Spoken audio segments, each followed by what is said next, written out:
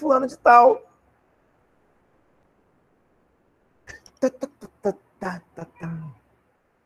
Caraca, não, tá me zoando. Você tá me zoando. Deve ter alguém do outro lado rindo muito. Esse maldito deve estar rindo da minha cara. Isso! Timing! Começou a aula! Ô inferno! Povo do mal, povo luciferiano, que ficava sacaneando a bendita do início da minha aula. Você sabe por quê? Deve ser vascaíno. Essa maldita, deve ser, com certeza, deve ser vascaíno. Fluminense não, que geralmente... Então, Botafogo deve ter umas 10 pessoas no mundo, então a probabilidade de ter algum botafoguense nessa turma então, é muito rara. Né? Quase ganhar na Mega Sena. Botafogo não... Botafoguense até agora eu conheço a minha mãe, o meu tio que já morreu. Eu acho que conheço um aluno também que morreu. E um outro aluno também que eu acho que a mamãe morreu. Tinha um cara aqui na rua também que eu acho que morreu. Enfim. Vambora. Vida que segue. Meu pai. Mas vambora. Brincadeiras à parte. Fale, pode falar. Boa noite. Boa noite. Foi mal, eu cortei o coisa. Minha internet está muito ruim aqui, professor. E se eu cair aí, eu vou assistir na aula amanhã, pode ser? Ou a aula depois, se quiser. Amanhã, É verdade, quinta-feira. Que eu tenho aula depois, entendeu? Também eu não vou conseguir assistir a outra, então... Se tiver ruim agora, provavelmente vai estar ruim depois. Não, tranquilo, relaxa. Isso aí, tá tranquilo. Assistindo é o que importa. Então, vamos lá. Tá gravando esse trem, vamos começar. Hoje nós temos uma rachadinha? Não, rachadinha não é legal falar. Rachadinha não é legal. Hoje tem um bate-volta, porque tem um videozinho que eu gosto muito de uma universidade aí lá em São Paulo, que é a FUVEST.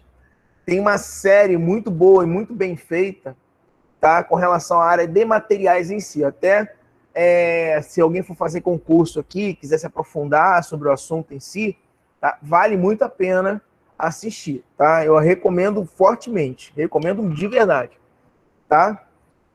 E eu vou apresentar a aula agora, tchucu, né, para vocês entenderem o conteúdo, entender um pouquinho a temática em si.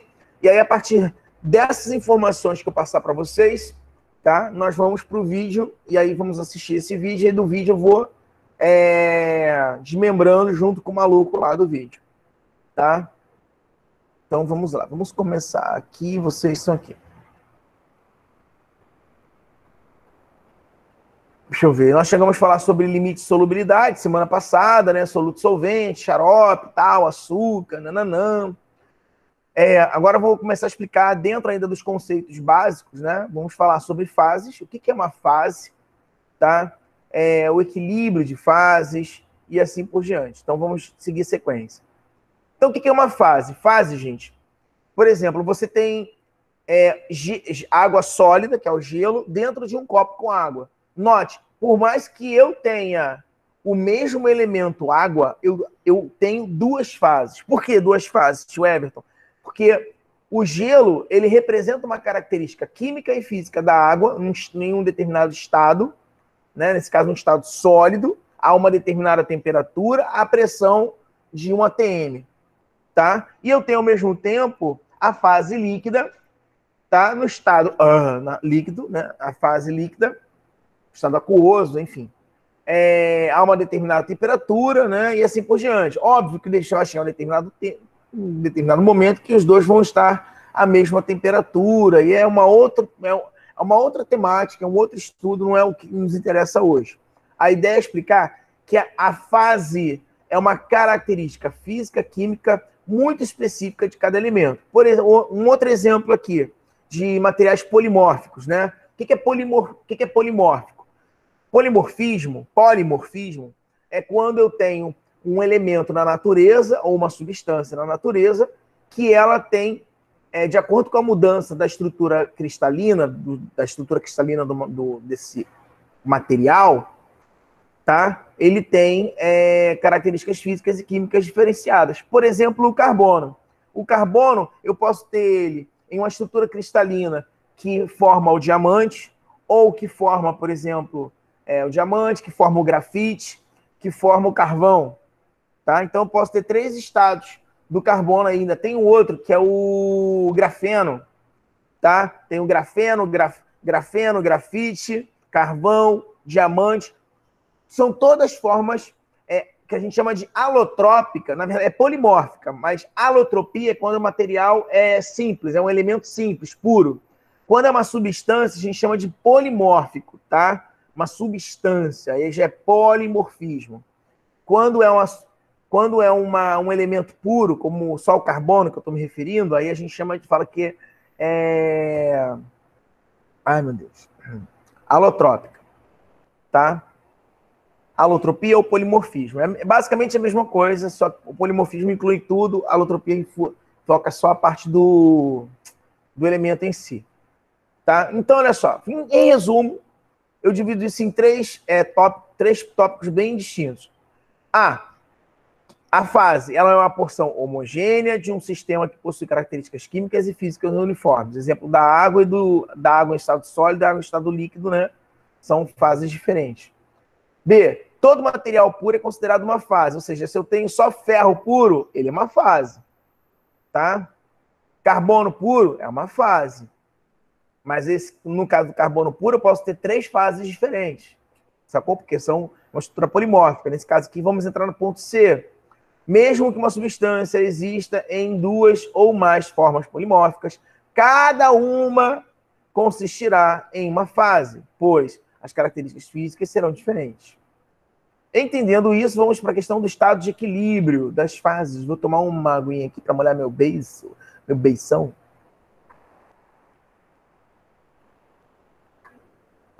Ai. Equilíbrio de fase. Bom, primeiro de tudo, a gente tem que entender o que é o conceito de energia livre. Tá? Energia livre. Vamos imaginar o Big Bang. O Big Bang. Em um determinado momento, o universo era apenas um ponto, né? Tudo se concentrava naquele pontinho que era em um nível subatômico, digamos assim, ou até menos, não se sabe. Mas era uma energia absurda, é a mesma energia que ainda existe no todo, né? Mas ela estava concentrada em um ponto apenas. Nesse momento, um momento antes, eu digo momento antes porque, na verdade, nunca existiu nenhum momento antes, porque, filosoficamente falando, o tempo só passou a existir após o Big Bang. Antes do Big Bang não existia tempo, tá? Então é meio louco o que eu vou falar agora, mas abstrai. Um pentelésimo de tempo antes do Big Bang iniciar, explodir, né, expandir, nós dizíamos que a entropia era nula, 0. A partir do momento, a entropia é um estado de desordem. Então, o que aconteceu? De repente, o estado de desordem se inicia. Então, tudo que está ao nosso redor, o universo expandindo, as estrelas se formando, tudo isso foi através do estado de desordem. A criação da matéria foi um estado de desordem. Tá? A matéria começou a ser formada. Opa, acho que tem alguém querendo entrar, hein? Eu não estou sentindo que tem uma energia boa aqui. Acho que foi.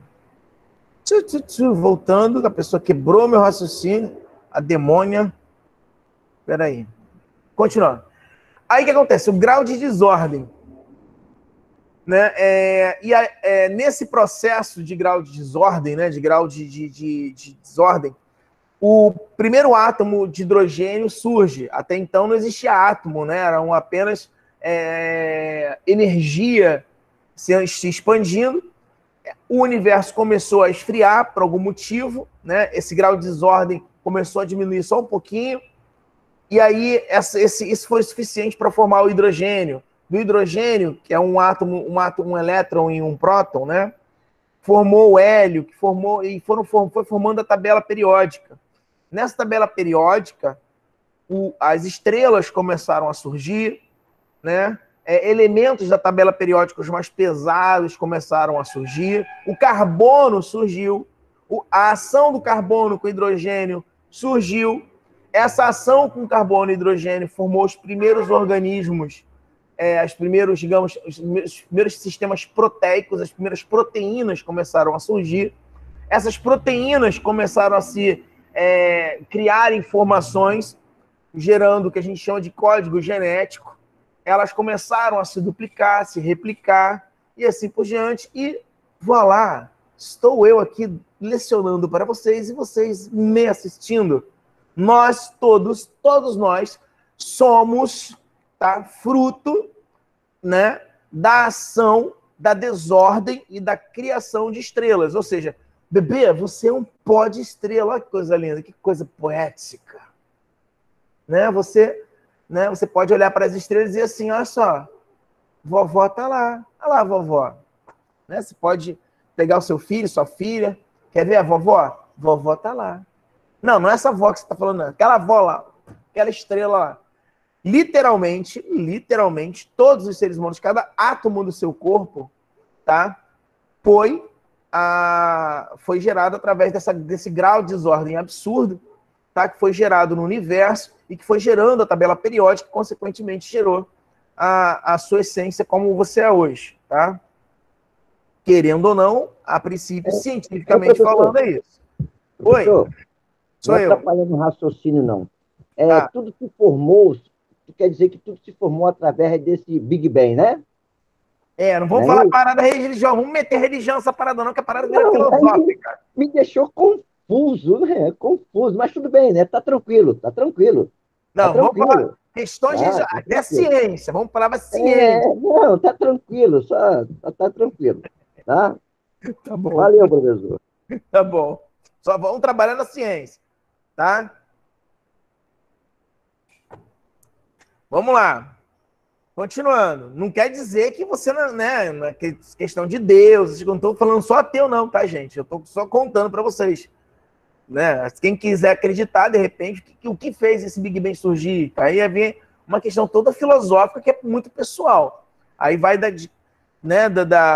linha religiosa de cada um, que quem acredita na crença de cada um. Tá? Eu estou contando só fatos, a priori científicos. Continuando. Então, isso tudo foi para explicar o conceito de energia livre para vocês. Então, energia livre é a função da aleatoriedade de um sistema ou desordem, que a gente chama de entropia. Um sistema que está em equilíbrio, sua energia se encontra no seu valor mínimo para alguma combinação de temperatura, pressão e composição. Ou seja, quando você diz que a entropia de um objeto é zero, tipo, a entropia disso aqui é zero, nula. A partir do momento que é nula, significa que você está dizendo que o material ele se encontra no zero absoluto. O átomo parou de vibrar. Tá? Quem aí vê Cavaleiro dos Zodíacos, o pessoal mais velhinho que já tem mais cena maneira de Cavaleiro do Zodíaco lá da parada do zero absoluto. Tá vendo? Pessoas que tiveram infância, né? Lembram do Cavaleiro do Zodíaco. Então, infância ou adolescência. Então, vamos lá. Então, o zero absoluto literalmente quando o átomo para de vibrar, ou seja, a entropia é nula, tá? Mas existem, isso falando da entropia, quando a gente trabalha com energia livre, a energia livre diz o estado de equilíbrio.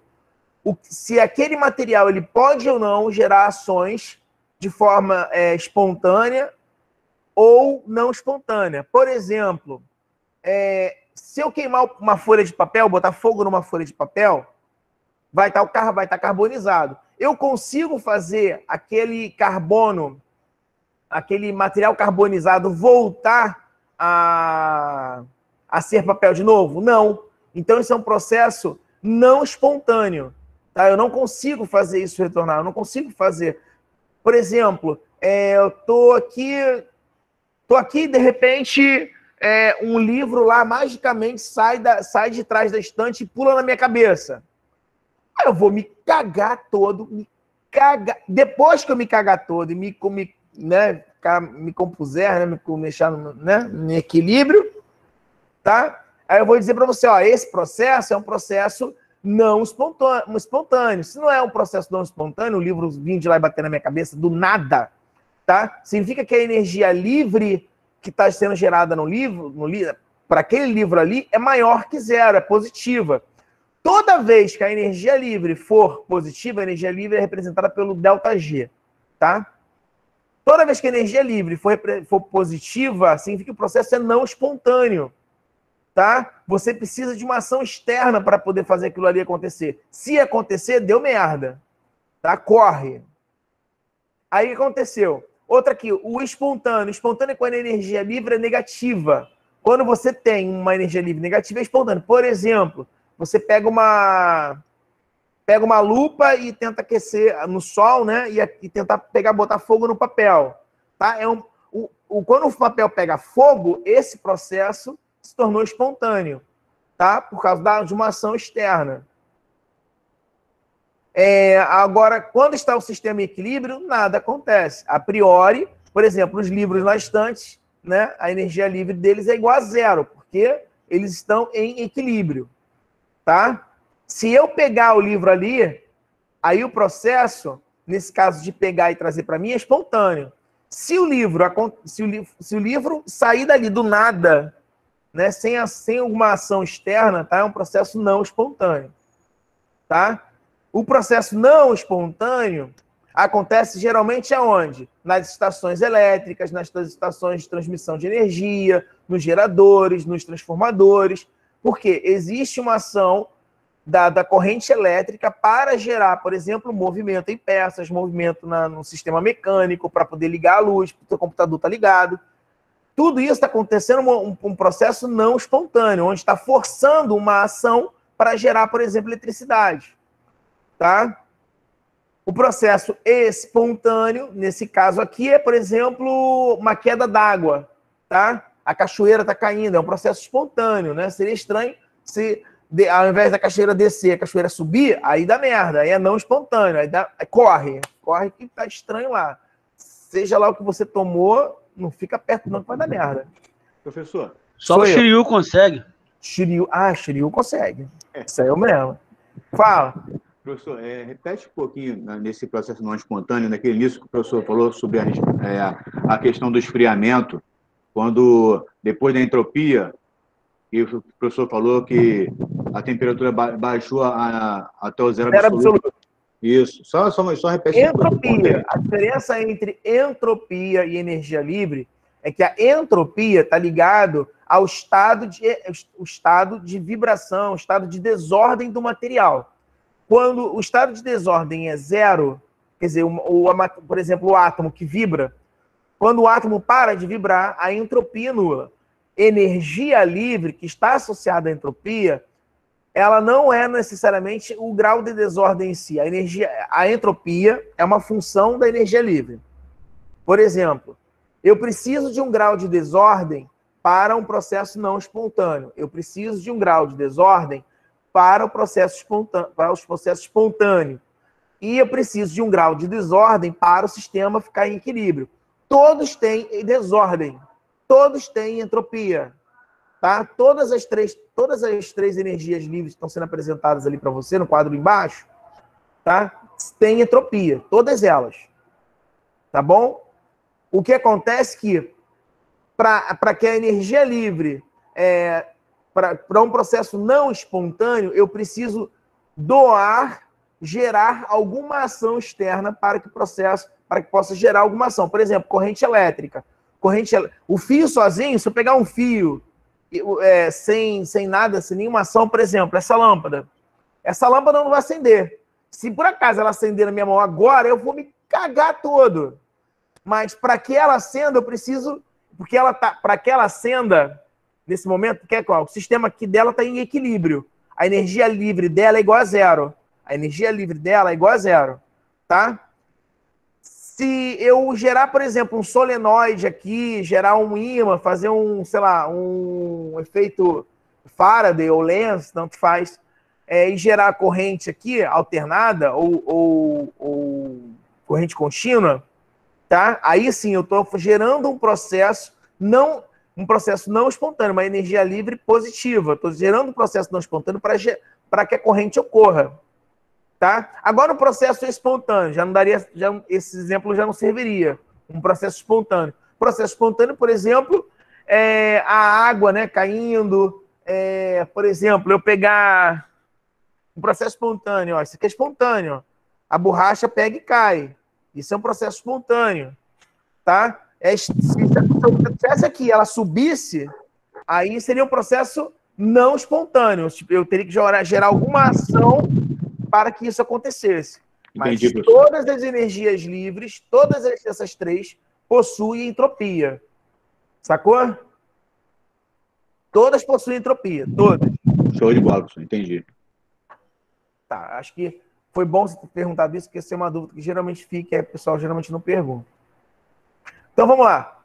Para os sistemas sólidos, né, agora a gente está trabalhando, saímos do exemplo geral, né, do geralzão, agora vamos para os sólidos, crianças. Sólidos.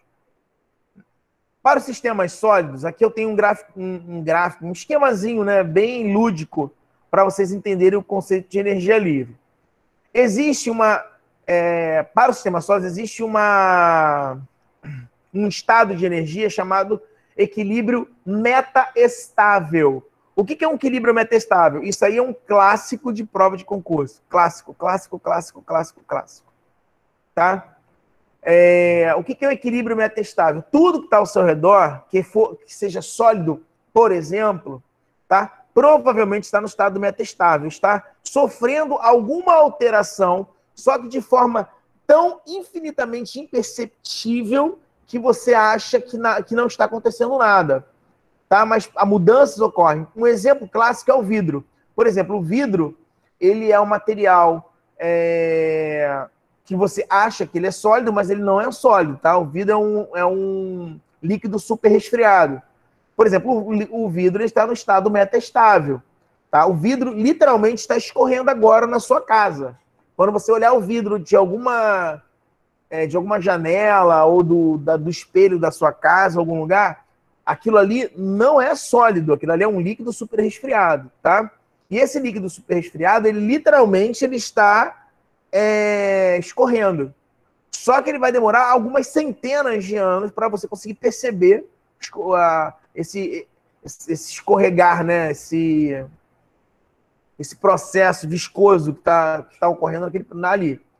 Tá ok? Então, isso a gente chama de processo metaestável. Tá? Então, acho que é basicamente isso. O que a gente consegue entender é através desses gráficos, desse sisteminha aqui, que é bem lúdico, que é bem fácil, ó, de visualizar. Quando você tem dois objetos, ó, no topo dessa linha de energia, tá? Nesse ponto mais alto aqui de energia, a gente diz que ele é instável. Porque eu preciso de muita energia para fazer essa bolinha vermelha ficar aqui. Com certeza eu vou precisar de muita energia, muita. Então, se muita energia é necessária para manter a estabilidade, tá? Significa que o sistema está instável, tá? Ou seja, o sistema instável.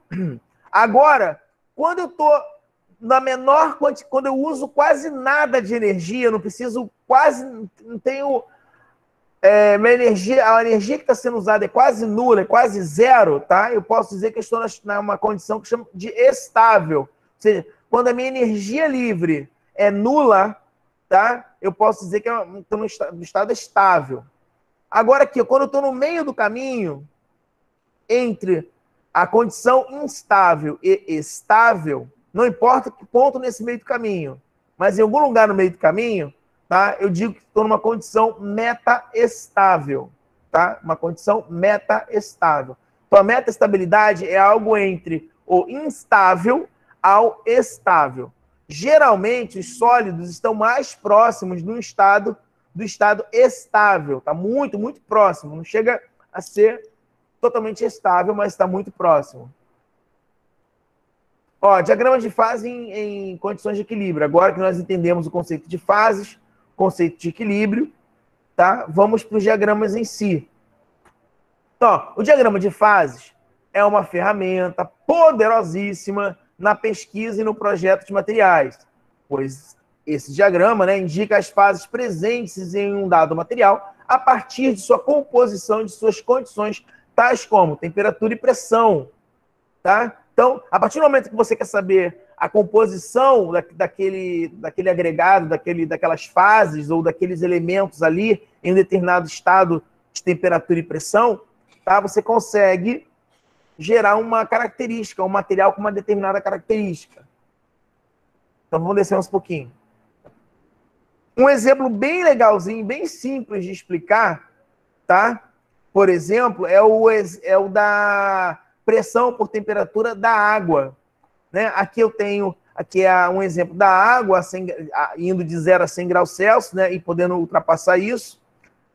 Note que, ó, o que é o diagrama de fases aqui? O diagrama de fases são essas regiões, tá? Que são bem delimitadas, ó, a região onde o líquido existe, a região onde o sólido existe e a região onde o gás existe. Note que existe um ponto mágico que é muito comum em todos os diagramas de fase, que é o ponto de menor energia e é o ponto onde acontecem aquelas mudanças abruptas quando você tem alguma variação de estado físico, tá? Ou de composição. É no ponto triplo que acontece aquela sacanagem do Guaraná ou da cerveja no congelador, né? Que você bota lá aquele refrigerante ou a cerveja, para quem gosta de cerveja, bota lá no congelador, tá líquido, bonitinho e tal, tu volta meia hora depois, meu Deus do céu, o negócio congelou, deu merda. Aí tu olha, tu fala assim, pô, tá líquido, vou pegar devagarzinho essa bosta aqui, vou colocar na mesa, né? Aí, por algum motivo bizarro, esotérico, estranho, você deu uma porradinha assim na mesa, porradinha, uma porra, pá! Aí, de repente, o maldito congela. Aí tu, putz, eu como um bom gordinho que sou, eu dou um jeito e vai gelar, vai com gelo mesmo, eu caguei, aquilo vai descer redondo de qualquer jeito, querendo ou não, e vida que segue. Mas tirando essa minha preferência para não estragar bebidas, vamos lá. Então esse ponto triplo aqui exatamente diz isso, ele conta essa história pra gente, tá? Então, por exemplo, aqui da água, olha, nesse ponto triplo, eu posso ter a água no estado sólido, eu posso ter ela no estado líquido, ou posso ter bebê no estado gasoso. E olha só que coisa interessante. Poxa, eu tenho com água sólida, mas por algum motivo esotérico, eu quero do sólido que ela magicamente passe para o estado gasoso. Então, note que eu preciso que, olha só, se eu descer aqui, ó, vou ter que diminuir a pressão vai ter que ficar muito pequena, quase nula, tá? E aí, quando a pressão ficar muito pequena, os átomos dentro da água, eles conseguem se expandir, se afastar cada vez mais. Então, quando a pressão vai diminuindo, ó, a essa temperatura aqui, sei lá, 20 graus, 10 graus, não sei, tá?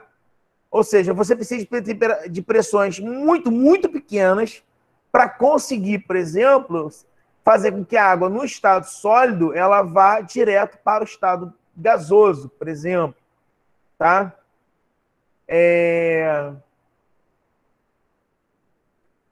Aqui é gás, mas na verdade, olha só, tira essa palavra de gás aqui, porque gás é uma pegadinha, tá? Tira isso da sua vida. Tira esse nome aqui, vou até depois ajeitar isso aqui, ó. Na verdade, não é gás, é vapor, tá? Por que acontece? O gás, a gente considera gás a temperatura, um elemento que está no estado de sublimação, está no estado gasoso, a pressão atmosférica, a 1 atm. Se por exemplo, hélio, gás hélio, a 1 atm, o gás hélio, ele é gás. Você precisa ter pressões muito, muito altas, você precisa aumentar absurdamente a pressão do gás hélio, no gás hélio, para que você tenha o gás hélio no estado líquido, por exemplo, ou gás nitrogênio. Nitrogênio é um gás, tá? Então, se o estado físico daquele elemento a 1 atm for no estado gasoso, você não pode chamar de vapor, tá? Vapor é quando aquele elemento a 1 atm está em outro estado físico. E aí, por alguma ação, por exemplo, da temperatura, né? Houve uma mudança e aí ele foi para o estado de vapor, por exemplo, da água. Tá? Você tem a água sólida, a água líquida a 1 atm, E o que acontece quando a água ela é aquecida, né? Aí ela vai para o estado de vapor. Então, isso é uma outra pegadinha muito comum, tá? Cuidado. Gás, você só pode considerar um estado físico como gasoso se aquele elemento, a pressão de 1 atm, tá? Se encontrar nesse estado físico. Aí você diz que é um gás. Se for material, se, por exemplo, se a 1 atm ele não for gás, ele for um sólido ou um líquido, quando ele se transformar em um gás, esse elemento, você não pode chamar de gás, você vai chamar de vapor. Vapor é quando ele, a 1 atm, ele sofreu uma ação da temperatura e mudou seu estado para um estado mais volátil, tá? Acho que dá para entender, né? Acho que ficou claro. Então, por isso que aqui, como a gente está tratando da água, né, como exemplo, tá? Nesse caso aqui, ó, a palavra não seria gás. A palavra deveria ser vapor, né? Seria sólido, líquido e vapor. Tá bom? Cuidado, que isso aqui é muito comum, isso gera vários problemas, várias pegadinhas. Vamos lá, então, eu preciso de pressões muito baixas para sair do sólido pro vapor, por exemplo. Alguém quer perguntar alguma coisa? Alguém abriu o áudio. Não? Ok. Então vamos lá. Por exemplo, líquido. Eu quero do líquido para o sólido. Note, ó, por mais que eu possa, em qualquer temperatura, em qualquer pressão, note, em qualquer pressão, ó, do líquido para o sólido, basta eu fazer o quê? Ó? Olha aqui o que ele está seguindo, ó, diminuir a temperatura. Do líquido para o sólido, basta diminuir a temperatura. Tá? E assim por diante. Aí você pode ficar brincando com o gráfico e entender o comportamento, a partir do diagrama de fase, do material que você está trabalhando. E aí, de acordo com a sua necessidade, tá? Você vai... Isso aqui é porque eu estou falando da água, tá, gente? Mas quando, por exemplo, você está falando de um material metálico, né, para uso na construção civil, ou uso na rede de distribuição de corrente de distribuição elétrica, ou de proteção, ou de, sei lá, na área mecânica, alguma peça mecânica, né, algum equipamento em si, ou ferramenta, tá? Você precisa saber exatamente em que região do diagrama de fase você precisa trabalhar para encontrar aquela fase ideal para conseguir ter aquelas condições mecânicas, físicas ou químicas que você precisa para aquilo que você vai aplicar. Olhando aqui, ó, temos os diagramas de fase em condições de equilíbrio. Aqui é um outro diagrama de fase agora, outro, ó. Tá? Isso aqui agora já não é mais da água, é do ferro puro. Ferro puro, ferro, Fe, ferro. Ferro, tá? Então vamos lá. Note que o ferro ele tem várias fases. Eu tenho ferro líquido, eu tenho ferro gás, bebê. Material metálico, ele pode ser um gás. É gás, não vapor. Por que não é vapor? Porque, obviamente, o ferro a 1 atm, qual é o estado físico dele? Sólido. Tá? Então, quando ele sai do líquido e vai passar para um outro estado, né, mais volátil, ele não vai para o vapor, ele vai para o gás. Tá? Imagina gás de ferro, deve ser uma delícia. Deve dar deve ser muito fresquinho para o pulmão. Continuando. Então, olha só, olha as fases que o ferro passa, né? Ou seja, a estrutura molecular, a estrutura atômica do ferro, a estrutura cristalina dele, ele vai desenhando outras formas, ó. Aqui eu tenho ferro alfa, aqui eu tenho ferro alfa, que é o ferro que você conhece, tá? Esse aqui é 1 atm, seguindo a linha de 1 atm. Eu tenho ferro alfa, lindão, bonitão, tal. Aí chega mais ou menos a 910 graus, tá? A 1 atm, eu mudo a estrutura, ele é polimórfico, ele sofre alotropia. Ele muda a sua estrutura cristalina. Ou seja, ele se transforma em uma outra fase, tá? O ferro austenítico, até onde eu sei, ele é, por exemplo, ele é paramagnético. Tá? Ele é igual ao alumínio, por exemplo. Ele não tem magnetismo, ele perde o magnetismo dele, tá? A ação magnética dele. Já o ferrítico, né? O ferro alfa, o ferrita, tá? Na estrutura CCC, ele já é magnetizado. ele é magnético. Aqui ele é paramagnético, tá? É uma característica, por exemplo, além da estrutura cristalina. Esse ferro gama aqui é um ferro interessante de trabalhar para quando você quer, por exemplo, trabalhar com aço inox, tá? Você quer trabalhar aplicando, por exemplo, cromo, né? Na estrutura, você quer jogar cromo aqui dentro, ó.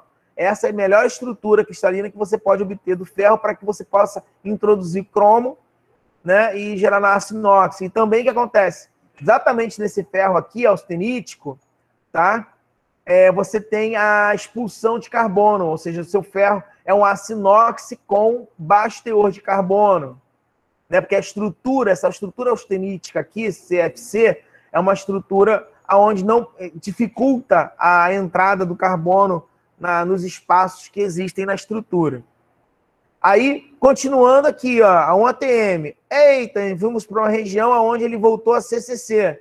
Cúbico de corpo centrado de novo, ó. Show de bola. Só que quando ele chega nessa região aqui, ó, um pentelésimo de calor a mais, ó, de 394 para 1538, de 1394 para 1538, quando passa de 1539, ele se torna líquido, é o ferro líquido, tá? Aí, quando isso acontece, você tem que estar no estado líquido. Se você continuar subindo aqui, ó, essa temperatura, tipo, sabe-se lá onde esse diagrama vai passar para poder, a 1 ATM, em que momento ele vai se tornar gás? Pode ser a 3.000 graus, sei lá, enfim, não sei. Desconheço essa informação, mas com certeza deve ser bastante alto. Isso, acho que esse carinha aqui faz uma curva bem lenta lá para cima. Agora note, mas eu quero ferro gás, professor, porque por algum motivo bizarro eu quero encontrar o ferro no seu estado gasoso. Ótimo. Mas você vai usar um ATM? Não, você vai ter que diminuir a pressão atmosférica e aumentar a temperatura para conseguir chegar na região de gás do ferro. Por algum motivo bizarro. Tá? Aqui, ó. Ih, meu Deus, que horas tem? Não, agora eu tenho que pular para o outro agora. Na semana que vem nós vamos falar sobre diagramas de fase em condições de equilíbrio, tá? Nesse caso é o diagrama isomorfo, que é, por exemplo, do cobre e níquel. Aquele da solda, soldazinha para fazer solda. Cobre e níquel também é muito utilizado para sistemas de placas de circuito elétrico, tá? Que é cobre e níquel, a mistura, a composição geralmente é cobre e níquel, daquelas linhazinhas que tem ali na... caguei, vocês sabem o que eu tô falando. Tá? Aqueles corredorzinhos lá de conexões dentro da plaquinha de blá, blá, blá. Vamos lá, vamos pro vídeo para poder explicar para vocês. Pelo amor de Deus, me lembra, eu parei em diagramas de fase e condições de equilíbrio. Aqui está esse coro aqui, super top. Ele fala stage. Isso me irrita um pouco, mas não sei se vocês podem... É porque é paulista, né? Paulista tem essa coisinha dessas coisinhas assim, meio uns caguetezinhos de linguagem que a gente também tem, que com certeza irrita os caras. Mas me irrita quando ele fala stage. Então, eu já peço perdão antecipadamente se alguém se irritar com isso também. Mas ele é excelente, excelente. É Univesp. Vai, criatura. Ixi, meu Deus. Será que deu ruim aqui? Na indústria metal mecânica. Espera aí. Deixa eu só voltar um pouquinho. Ó, gente. Ciências dos materiais, tá? Ele vai falar sobre tratamento térmico e tratamentos termoquímicos nos aços. Tá bom? A nossa 8ª aula do curso de Ciências do... Isso vai cair na prova. A nossa prova é basicamente 90% teoria. Essa dá 2, tá? E eu coloco textos que não é que são complexos, é que se ligam a tudo que a gente aprendeu. Então, uma coisa liga a outra, eu vou contar histórias, vocês vão ter que desenhar para mim no diagrama de fase o tipo de material que eu quero. Eu vou perguntar coisas a respeito de processos e vocês vão ter que identificar o processo ou apresentar um tipo de proposta de processo para mim, tá? Então, assim, A prova vai exigir muito mais de um conhecimento geral, de você ligar os pontos de tudo, do que ficar fazendo conta, tá? Então fique esperto. Os materiais. E na aula de hoje a gente vai falar sobre o tratamento térmico, né, dos aços. Ainda hoje, né, na indústria metal-mecânica, o aço é um dos materiais mais utilizados. Então, devido à sua grande utilização, né, seu grande uso, é importante a gente conhecer um pouquinho como é que funciona o processo de tratamento térmico dos aços. O tratamento térmico, né, nada mais é do que uma modificação da microestrutura, né, fazendo um procedimento controlado de aquecimento e resfriamento. Lembra do que eu falei? Para quem estava na semana passada assistindo a minha aula, nós vimos a prova de fogo. A prova de fogo. Meu pai do céu, eu sempre erro o nome do programa, gente. Mas eu acho que é isso. Sob fogo, sobre a prova. Bom, enfim, vocês lembram aí, quem assistiu, quem estava na semana passada, viu que nós vimos um trechinho de um programa explicando sobre tratamento térmico, falando sobre têmpera e revenido, tá? E aí, note que ele fala aqui, ó, ele repete aquilo que eu falei na semana passada. Qual é o papel do tratamento térmico? Se preocupar com as mudanças da microestrutura, tá? E é um procedimento que ele é controlado através de aquecimento, resfriamento, e tudo aquilo que a gente viu na semana passada. E diferente do que acontece, por exemplo, os vidros que a gente viu na aula passada, né, que a gente consegue criar uma dureza superficial, uma tensão superficial, fazendo só um aquecimento e resfriamento brusco, né, então por diferença de dilatação térmica, a gente consegue criar essa tensão térmica no material, e essa tensão térmica, ele acaba, então, aumentando a dureza da superfície do material. Bom, no caso dos metais, a questão do coeficiente de condutividade térmica dos metais, ele é muito maior que no caso das cerâmicas. Então, quando a gente faz um resfriamento brusco nos metais, a gente não consegue ter um gradiente térmico muito grande entre a superfície e o núcleo, né? E a gente não consegue, então, criar essa diferença muito grande de tensão. Então, a gente precisa ter um outro recurso, no caso dos metais, para a gente poder fazer um tratamento térmico nele, né, para criar essa tensão interna. E o que seria isso? Seria a presença, né, de alotropia. Então, a alotropia seria as várias fases cristalinas que o material pode apresentar em diferentes temperaturas, né, e concentrações. Então, é importante a gente conhecer a alotropia, tá, do aço, e a gente vai conhecer essa alotropia do aço, né, Lembra do que eu falei da alotropia, que eu acabei de explicar agora para vocês, do aço austenítico, ferrítico, né?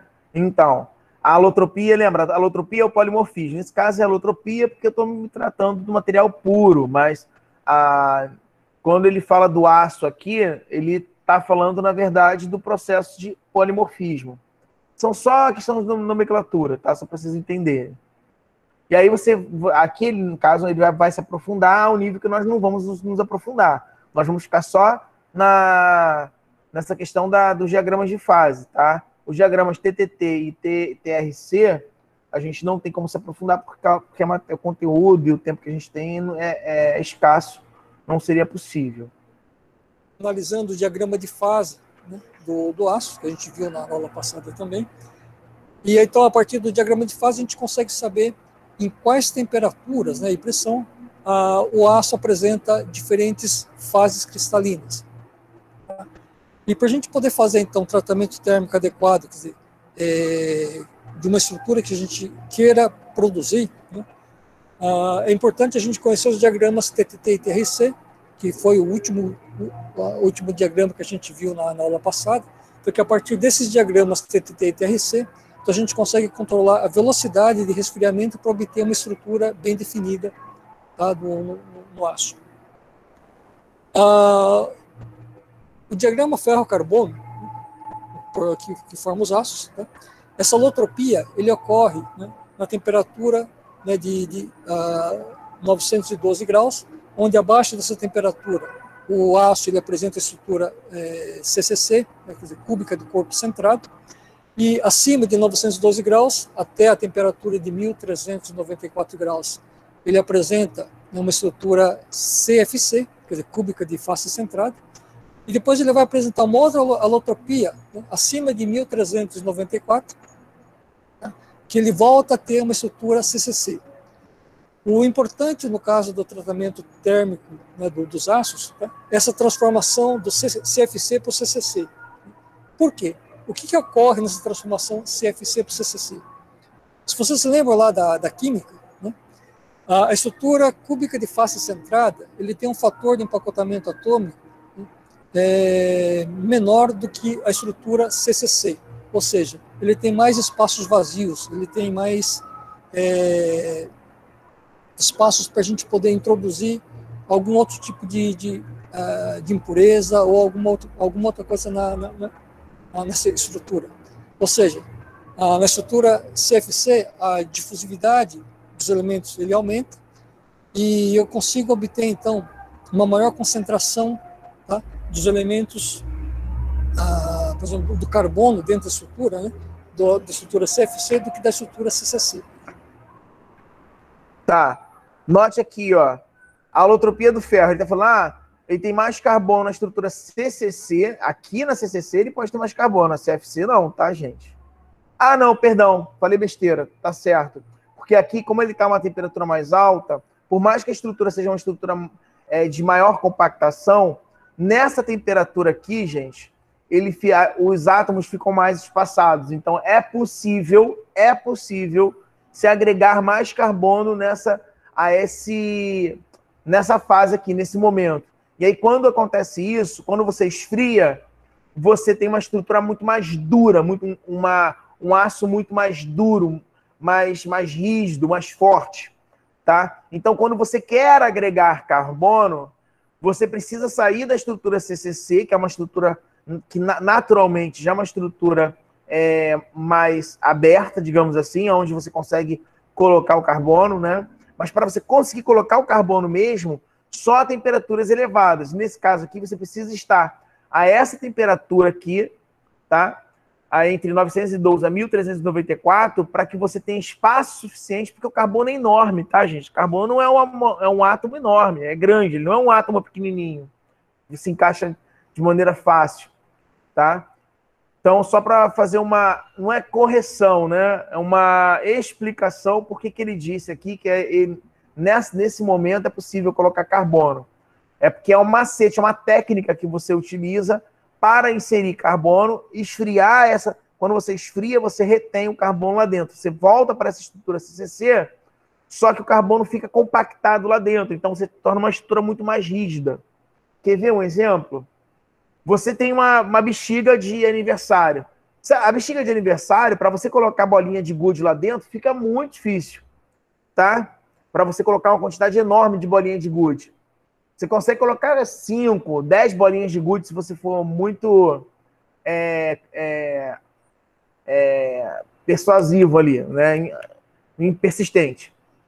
Agora, se você encher a bola, né? Jogar energia lá dentro e a bola ela inchar, note, ela está inchando. Aí você conseguir, através de alguma técnica, colocar as bolinhas de gude, você consegue preencher muito mais bolinhas de gude. Quando você tira o ar, o que vai acontecer? A bola vai comprimir todas as bolinhas de gude. Você vai ter uma bexiga bem rígida. É mais ou menos isso, tentando ser o mais lúdico possível a respeito dessa questão que ele está dizendo. Então, trabalhando essa transformação, a gente consegue, então, aprisionar carbono na rede, né? E esse aprisionamento do carbono na rede é que vai me dar a têmpera do aço. A têmpera do aço, lembra? A partir do momento que eu conseguir guardar o carbono aqui, o que eu vou fazer? Eu vou esfriar rapidamente para guardar essa informação. Se eu esfriar lentamente, o carbono começa a sair e eu volto para a estrutura CCC com baixo teor de carbono. Então, a essa temperatura aqui, essa região de temperatura, eu preciso fazer a minha têmpera. Lembra do vermelho cereja? Então, vermelho cereja. Uma coisa que é importante também no caso dos aços, né, é que esse diagrama ferro-carbono, essa estrutura ferro-carbono, ele apresenta várias microestruturas diferentes dependendo da concentração de carbono. Então, ele pode ser ferrita, cementita, perlita, austenita, bainita, martensita. Então, ele tem uma série de estruturas, né, de microestruturas diferenciadas. E... Quer ver? Vou mostrar para vocês aqui, ó. Lá na nossa apresentação, lá no primeiro dia, eu botei uma figurazinha, uma microscopia eletrônica. Deixa eu botar aqui, ó. Tá vendo isso aqui, ó? Esses grãos aqui que vocês estão vendo, esses grãos aqui que vocês estão olhando aqui, ó, representa uma daquelas estruturas ferro-carbono que está sendo apresentada. Bainita, austenita, cementita, tá? Martensita. E cada uma gera um desenho, um projeto, um design, digamos assim, na microestrutura, tá? Que aí esse design, ele define o grau de dureza, tá? Grau de ductilidade, tenacidade e outras características químicas e físicas dadas dos aços. Voltando. Cada uma com propriedades próprias, né?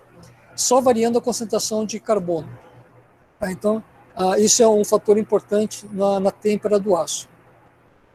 E dos tratamentos térmicos que a gente faz no aço, né?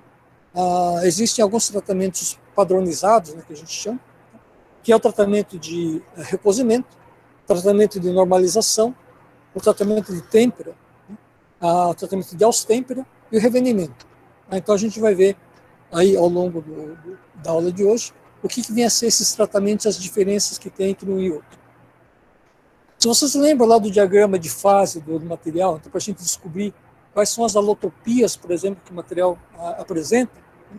Aqui a gente tem a representação do diagrama de fase do chumbo com o estanho, onde se eu pegar uma concentração qualquer aqui no meio, né? uma composição definida, né?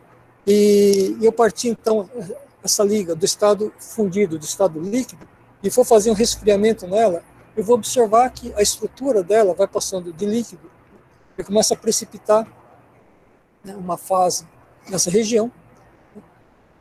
Ele está apresentando isso para vocês, mas semana que vem eu vou estar apresentando novamente. Então, olha com detalhes, porque eu vou usar isso como exemplo.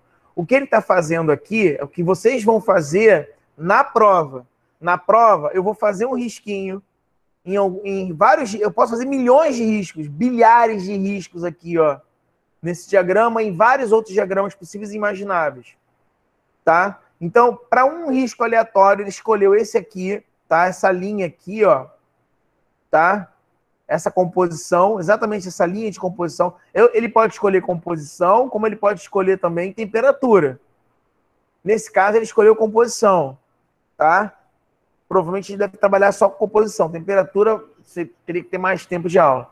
Então, nessa composição, ele vem mostrando através das bolinhas, tá? Como serão os desenhos, como será a formação dos grãos, como os grãos, a previsão da formação dos grãos, a característica dos grãos, né, na formação. Então, ele mostra quando está no líquido, ó, na fase líquida, lembra da fase líquida? Que está em equilíbrio, ó, está na fase líquida. Aí, quando ele vai diminuindo a temperatura, ele bate nessa região aqui, que ele chama de região, que é a linha líquidos. A gente vai falar também na semana que vem com calma. Líquidos. Nessa linha líquidos, também tem um desenho. Eu posso pedir para fazer esse desenho aqui. Como é que é esse desenho? Aí ele vai para outra linha. A linha onde eu tenho uma fase alfa mais um líquido. Tá? Que eu tenho fase alfa mais líquido, nesse aqui, ó. Tá? A gente chama esse diagrama aqui de diagrama do coelho. Tá? Isso aí é pessoal da engenharia mecânica. O pessoal da engenharia mecânica adora botar nomezinhos esquisitos em diagramas, tá? Tem o diagrama do coelho, diagrama da raposa, diagrama do pica-pau, tá? Aí reclamem com o pessoal da engenharia mecânica. Isso aqui basicamente é engenharia mecânica, é muito voltado à engenharia mecânica e engenharia metalúrgica. Então vamos lá. Aí descendo mais um pouquinho, ele vai no ponto D. No ponto D, tá? Ele vai mostrar como é que vai com a formação dos grãos. Aí ele vai andando até chegar ao ponto final. Eu vou deixar ele passar e explicar isso com calma para vocês. E a hora que ele chega nessa outra região, ele precipita, né? Todo o líquido restante precipita numa fase sólida, formando duas fases distintas. Ó, viu? No ponto D aqui, ó, ele vai ele sai, a parte que era líquida e que não conseguiu se solidificar, ela vai se precipitar, se transformando nessas lamelas, a gente chama de lamelas, tá? Ou agulhas, tá ok? Grãos em formato de agulha. Então você tem, para essa linha aqui, essa formação de grãos. Você tem grãos com fase alfa, uma fase pura, uma fase bem distinta, tá? Sem essas lamelas, sem essa fase lamelar, e a região onde o líquido não conseguiu se solidificar, se transformar em alfa completamente, tá? Elas se transformaram em lamelares. Então, essa é a característica para essa linha. E se fosse no estado eutético, a gente vai falar isso mais à frente, porque, infelizmente, gente, é um tipo de conteúdo que ele tá tão, uma coisa está agregada à outra, então não tem como, por mais que é algo que a gente vai aprender mais no futuro, algumas palavras que nós vamos aprender no futuro, eu sou obrigado a comentar sobre elas nesse momento para vocês entenderem. Mas isso aqui é um ponto eutético. Tá? O ponto eutético é o ponto de menor energia, igual o ponto triplo lá da água, sabe? Aquele ponto triplo da água. Então, o ponto eutético é isso, é um ponto de menor energia para a mudança do estado líquido para uma fase, para uma outra fase. Olha o que acontece com a estrutura cristalina, ó, com os grãos. Eles ficam assim, ó, todos lamelares, ó, todos lamelarezinhos, tá vendo? Ó, formando essas lamelazinhas aqui. Tá? Note que é muito parecido com esse. Contudo, esse aqui apareceu grãos de fase alfa, por quê? Porque ele passou por uma região que existe uma fase do chumbo estanho, né? Ah, chumbo estanho, gente, é da solda. Aquela solda, ponto de solda para circuito integrado, ponto de solda. Essa aqui, ó, exatamente isso aqui, ó. Chumbo estanho, tá? E aí ele passou por essa composição aqui, tá? E obteve essa característica. Aqui, ó, que tipo de solda eu tenho com essa característica? Que tipo de solda eu vou ter com essa característica? Tá? E assim por diante. Que tipo de solda eu vou ter se eu puxar uma linha aqui, ó, nessa composição, tá? Onde eu vou ter, por exemplo, 90% de estanho e 10% de chumbo. Ou então para cá, né? Aqui nesse caso eu tenho 40% de estanho e 60% de chumbo. Né? Então essa fase alfa aqui provavelmente é chumbo puro. Essa fase beta provavelmente deve ser estanho puro.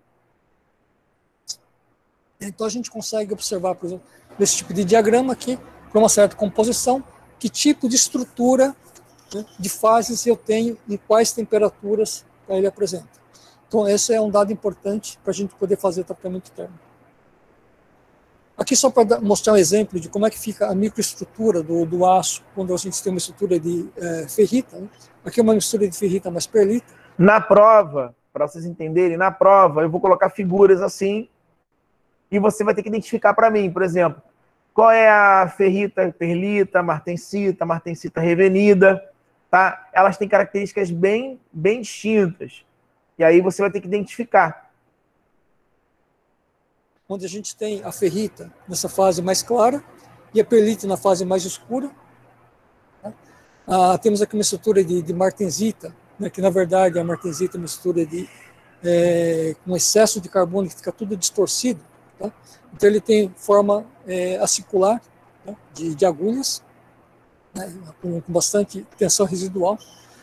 E aí que a gente tem a martensita revenida, né, que o revenimento, na verdade, é um tratamento térmico de alívio de tensão, né? Onde a gente diminui. Lembra o cara que fala, vou ter que fazer o revenido. Por quê? Você fez têmpera. Quando você faz têmpera, existem tensões internas dentro do material, dentro daquele metal. E aí você precisa fazer um revenido para poder diminuir as tensões internas. Quando isso acontece, se, por exemplo, se você tiver uma fase martensita, que é uma fase muito dura, é um ferro muito duro, é um aço muito duro.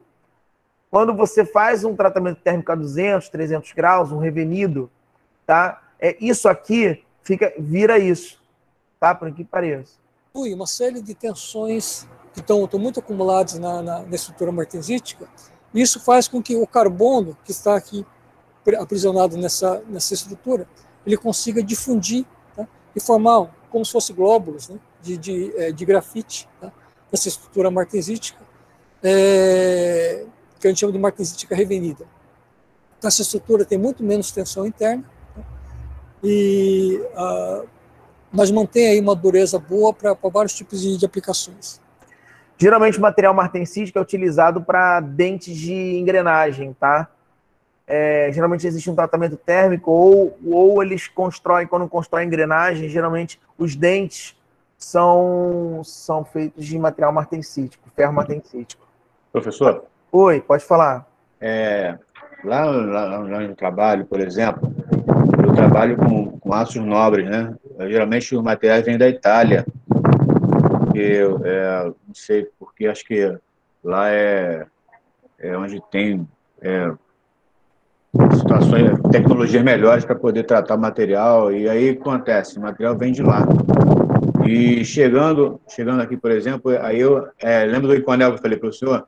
Uhum. Então, entra a liga de Inconel no material, e nessa liga, às vezes, lá existe falha, né, dentro da estrutura, que é necessário, às vezes, a gente ter que tirar de novo o material Inconel, né?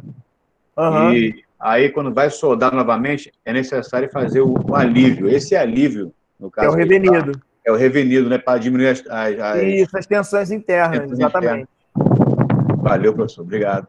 Nada, eu que agradeço. Você acrescentou na aula. Aí vamos lá. Agora ele vai mostrar o gráfico do pica-pau. Por quê? Porque algum engenheiro mecânico resolveu botar esse nome de pica-pau. Porque ele achou que essa cabecinha aqui é a cabecinha do pica-pau. Então, vida que segue, reclamem com os engenheiros mecânicos. Bom, esse aqui é um diagrama de fase do sistema ferro-carbono, né?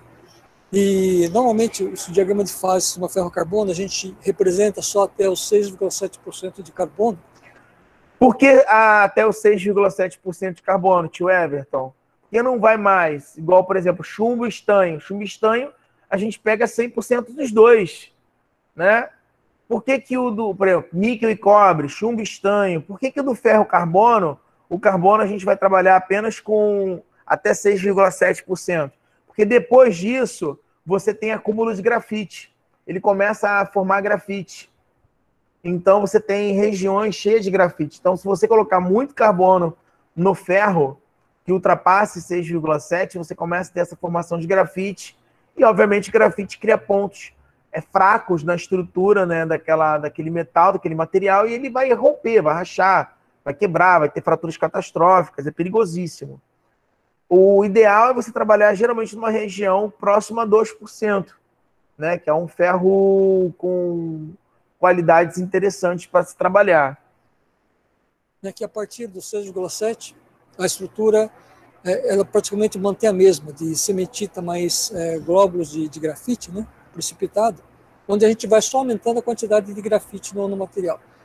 E como começa a aumentar muito a quantidade de grafite, em termos de propriedade mecânica, né, ele acaba deteriorando um pouco a propriedade mecânica do aço, então a gente não faz muito uso, né, de aços, né, com uma concentração muito maior que os 6,7% de carbono.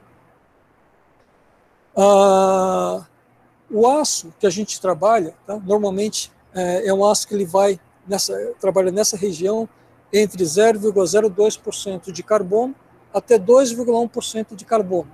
Né? E aqui a gente tem, nesse ponto, né, onde eu tenho aqui uma fase sólida, né, que abaixando a temperatura, nesse ponto ele transforma em outra fase. Tá? Então eu tenho uma modificação, uma transformação de fase, né? São fases sólidas, tá? Que a gente chama de ponto eutetoide. Tá? Aqui na concentração de carbono de 0,76% de carbono. A partir de 2%, né, de carbono, que eu tenho uma quantidade grande de carbono já na estrutura, eu trabalho só com ferros fundidos. Tá? Então, a partir daqui, eu tenho ferro fundido.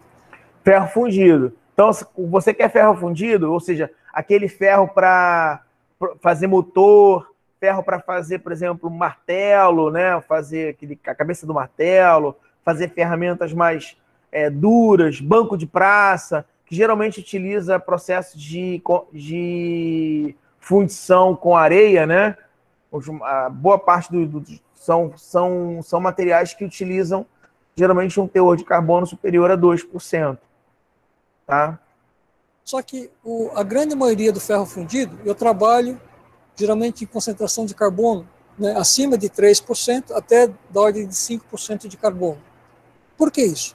Bom, no caso do ferro fundido, né, ele apresenta um ponto, né, eutético, né, aqui em 4,3% de carbono.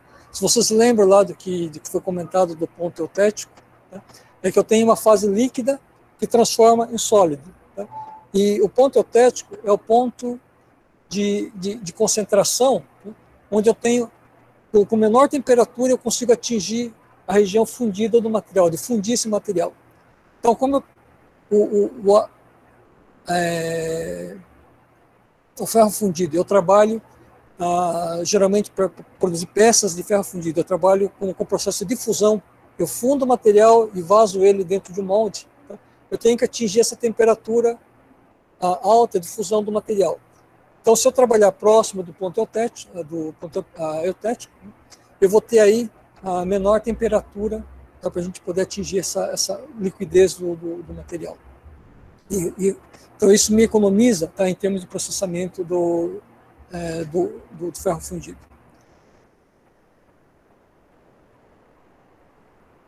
Tá, paramos aqui, porque aí ele vai começar a explicar uma coisa que é bem lá para o finalzinho da matéria.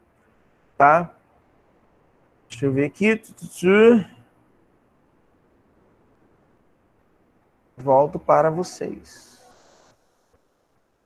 Volto para vocês não, volto para cá, na verdade. Cadê eu? Aqui.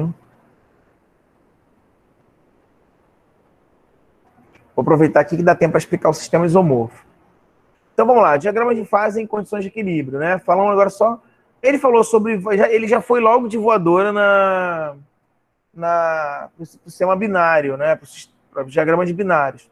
Mas antes de começar o diagrama de binário, logo direto, de cabeça, tá? Deixa eu explicar o isomorfo, que nesse caso aqui, o isomorfo é um diagrama simples, tá? Que não, basicamente você tem um líquido, uma região líquido mais sólido e uma região sólido, né? Então você tem uma fase, aqui você tem duas fases e aqui você tem uma outra fase separada. Note que aqui, esse diagrama isomorfo aqui é um diagrama binário porque são dois materiais, tá? Nesse caso, estou trabalhando com o cobre e o níquel, que é exatamente o fio de transmissão, fio que passa fio, tá? Na verdade, esse cobre e níquel aqui, se eu não me engano, é para circuito, tá, gente? Aqui deveria ser cobre e alumínio.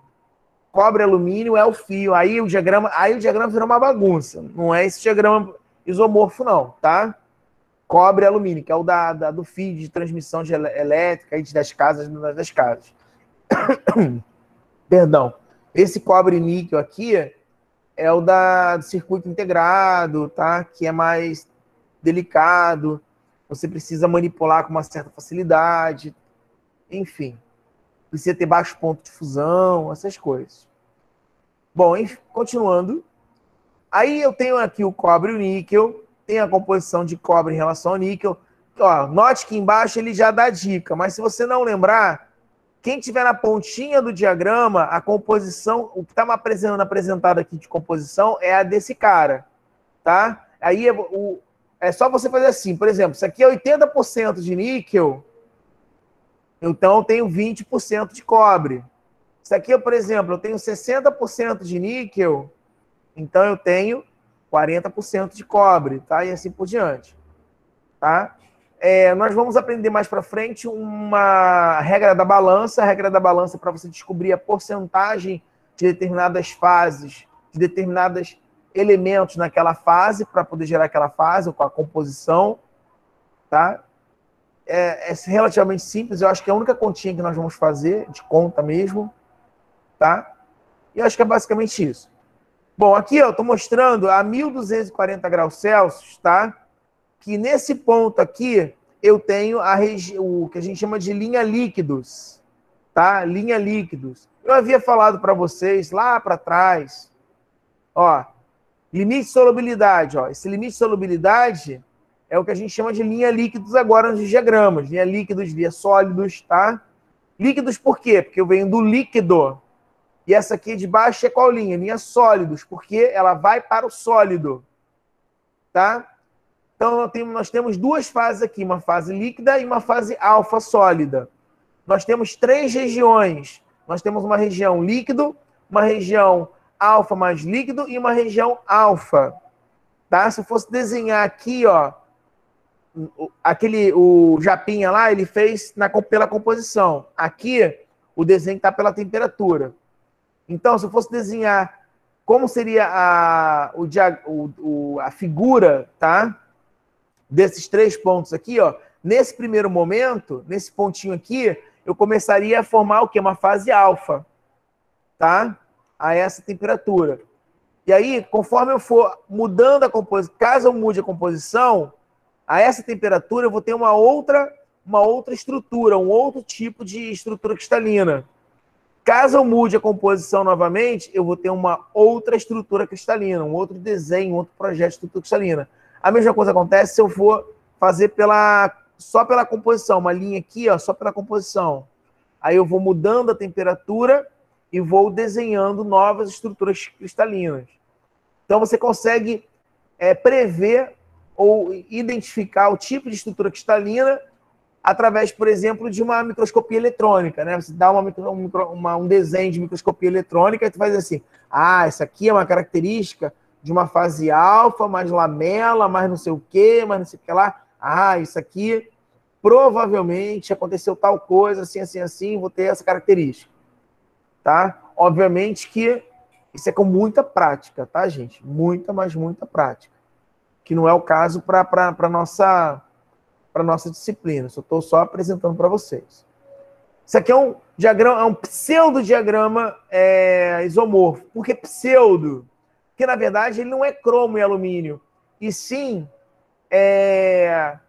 óxido de cromo e óxido de alumínio, tá? Na verdade, são óxidos. Tá? Então, é um pseudo, porque, na verdade, isso aqui deveria ser um diagrama que a gente chama de diagrama ternário. Esse diagrama aqui, ó, diagrama ternário. Tá? Por quê? Porque, na verdade, ele tem 3 elementos, cromo, oxigênio e alumínio. Se tem 3 elementos, então, teoricamente, deveria desenhar um diagrama ternário. Tá? E a mesma coisa, você tem uma fase líquida mais sólida e uma outra fase sólida, tá? Aqui eu tenho um outro diagrama, esse aqui é o diagrama de binário, que nós vimos lá. Nós vamos entender cada um desses processos aqui a partir da semana que vem, detalhadamente, tá? Eu acho que é do chumbo estanho, tá? Chumbo da solda, chumbo estanho. Diagrama ternário nós não vamos aprender como funciona, esse aqui é só para apresentar para vocês, mas também existe um diagrama quaternário, muito louco, mas é maneirinho, tá? Esse diagrama é do cobre, alumínio, prata. Quando o Orives quer te enganar, ele trabalha com esse diagrama ternário aqui, ó. Quando aquele Orives ele quer te vender ouro branco, por exemplo, ouro branco, na verdade, ele tá trabalhando com ouro e prata, tá? Ouro e prata. Ouro e prata, ele pode botar muita prata e pouquíssimo ouro, tá bom? Ou quase nada de ouro, e vender caríssimo para você.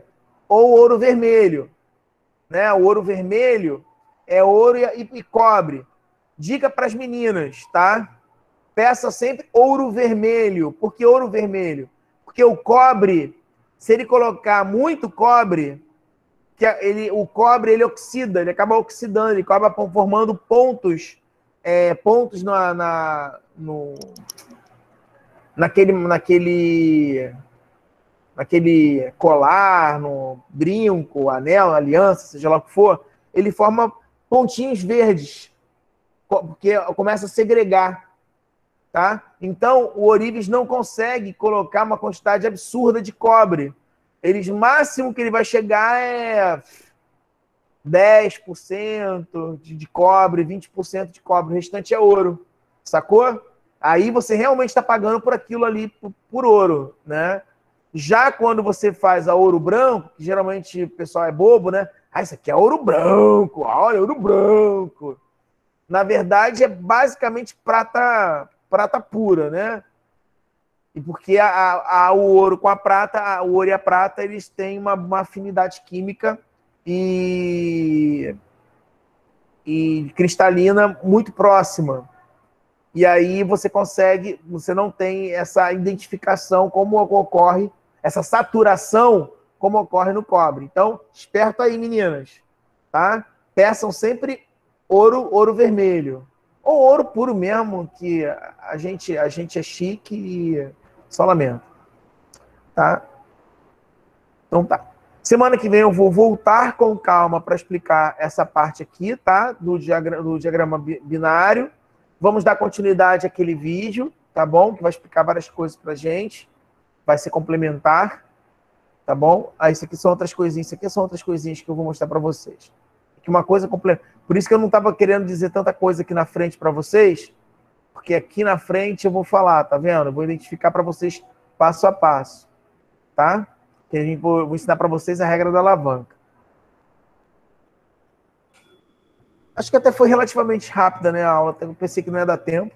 Consegui. Falo pra caramba. Bom, crianças, muito obrigado por terem assistido. Espero que não tenha sido muito chata essa aula.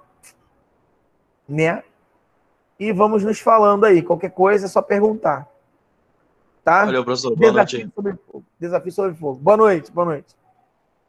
Valeu, professor. Boa noite. Valeu. Vou tirar aqui da apresentação. Valeu, boa noite, professor. Boa noite, boa noite. Valeu, professor. Um abraço. É nóis.